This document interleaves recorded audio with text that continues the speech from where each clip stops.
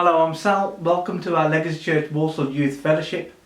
And as we said last week, we're going to start a new teaching from this week. And it's all about how we can thrive in a counterculture environment. Even when things are going wrong around us, how we can thrive in that environment. And here's our new guest speaker, Natalie, talking about Daniel. Hi. So for the next few weeks, I'm going to be talking to you about how we thrive in a culture that doesn't share our beliefs. So how do we do that when our culture is so completely different to what we believe in? I'm going to ask you a question first of all. So can you just imagine if our city, if our town, the town of Walsall, was taken captive?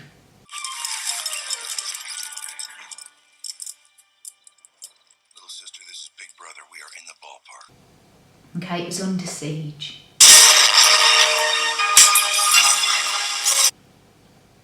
So you were captured.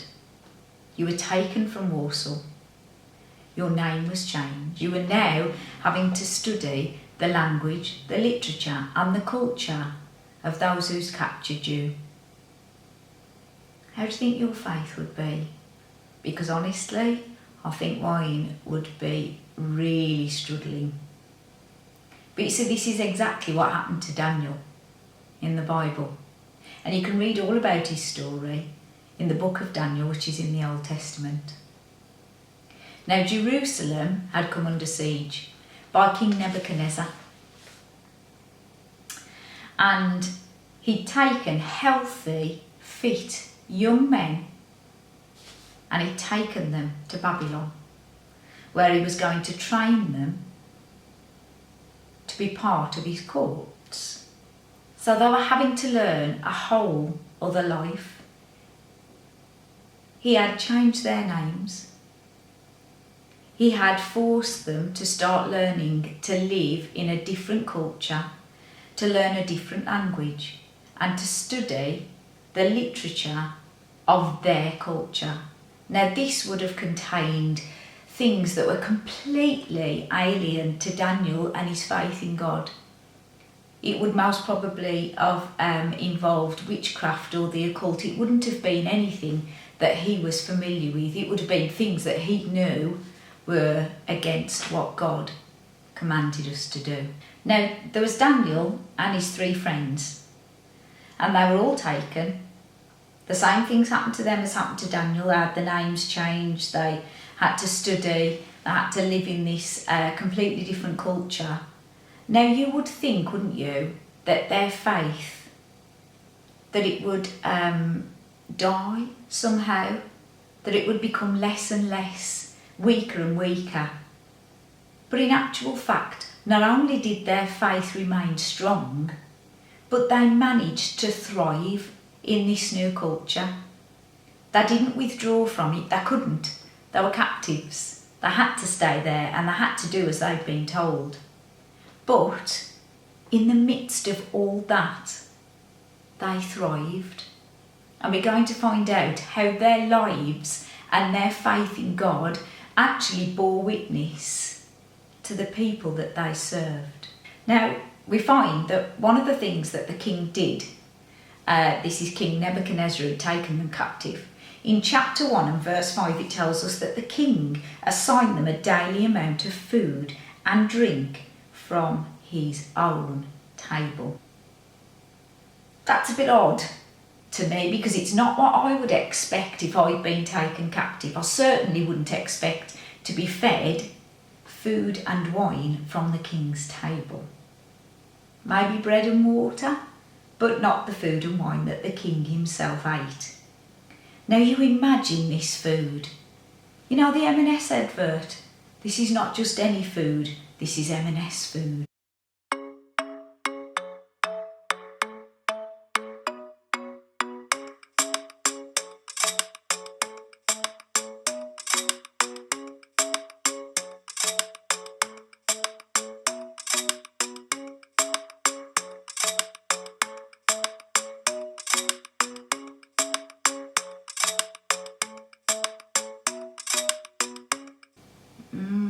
that food would have been absolutely delicious. But you see, in verse 8, it tells us that Daniel resolved not to defile himself in this way.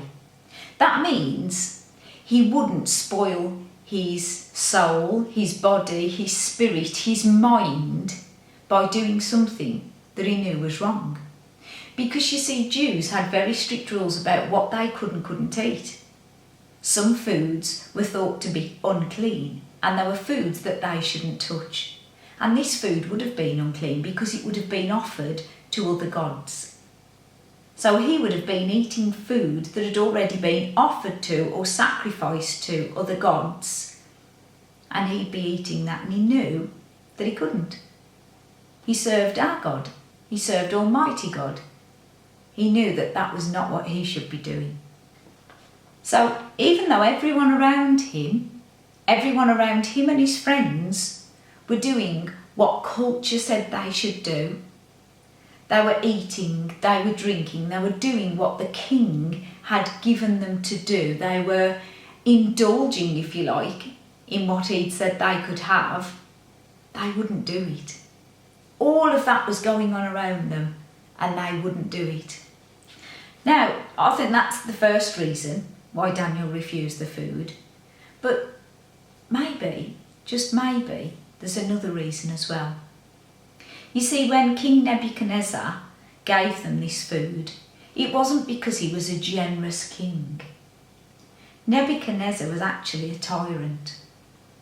He was a dictator. He said it and you did it, or else. To the helicopter! They stick with the wrong dictator! This means war! He wasn't a very nice man. And so, he wasn't doing this to be generous. He was actually doing it to manipulate them. He tried to feed their appetite because he understood that to feed their appetite and their desires was the way to their hearts. So just like for many of us, it is today, if you feed what you desire, it's the way to your heart, it keeps you happy. You see, he'd captured them physically, they were his prisoners. And now he wanted to capture their hearts. He wanted to make them completely reliant upon him, so that they forgot about their God, so that they didn't continue to worship their God. You see, King Nebuchadnezzar, well, he liked people to worship him. And so that's what he wanted. Ultimately, he wanted to capture their hearts because he wanted it to be about him and not about their God. So this is what he did. That was his first step. His first step towards getting them to worship him and belong to him. Now, that can happen to us now. You see, good, nice things can draw us away from our God. We live in a society, in a culture now, that is all about consumerism. It's about wanting these nice things that make us happy for a short amount of time. It's about trying to feed those desires, trying to feed that appetite for other things. And we can get drawn away. Now, don't get me wrong, I'm not saying there's anything wrong with wanting nice things. There isn't. I love good food. You ask Sal. I love it. I like nice holidays. I rely on the internet for so much. There's things I have to look up on there. I use it because it's so simple and easy. I love a box set. I love watching a film on Netflix. There's nothing wrong with these things, but you see, Daniel understood that what he consumed, if he wasn't careful, would eventually consume him. So if he consumed that lovely food, eventually the desire, the need, the want for more of that lovely food would consume him. And if he had a desire that strong for that, that would stand in the way of his relationship with God. Daniel was a very wise man. So what did Daniel do? He said he couldn't do that. and he stepped away from it. From that mealtime, he stepped away and he said that he would just eat vegetables and drink water. And he put God to the test. And he let King Nebuchadnezzar know that that's what he was doing. That he was putting God to the test. He was saying, I won't eat or drink that food because I know what you're up to. And I know eventually that that won't be good for me. So, what happened to him? At the end of a 10-day trial, it says in verse 15 that he looked fitter and healthier than the young men who had eaten the royal food. He'd obeyed God's command and he'd not allowed the desire to eat the luxury food to consume him. So, lesson number 1 from Daniel, what have we learned about how we can thrive in an adverse culture? Well, what did Daniel do? He didn't behave any differently, did he? He didn't change his behaviour to suit what was going on around him. And that's one of the things we need to remember. He continued to worship God. He continued to be who he was in God. He didn't change any of that at all. He remained exactly the same. So he went against the flow, he swam against the tide, and he stood for what he believed in, even though it wasn't what culture was saying at that time. And also, he recognised things that could come in the way of his relationship with God and with him doing the right thing. So there's 2 points for today that we can take from that story. Remain the person that you are. Don't let anything else change you. Know your identity in God. And also know and recognise when things come along that could change your relationship with God.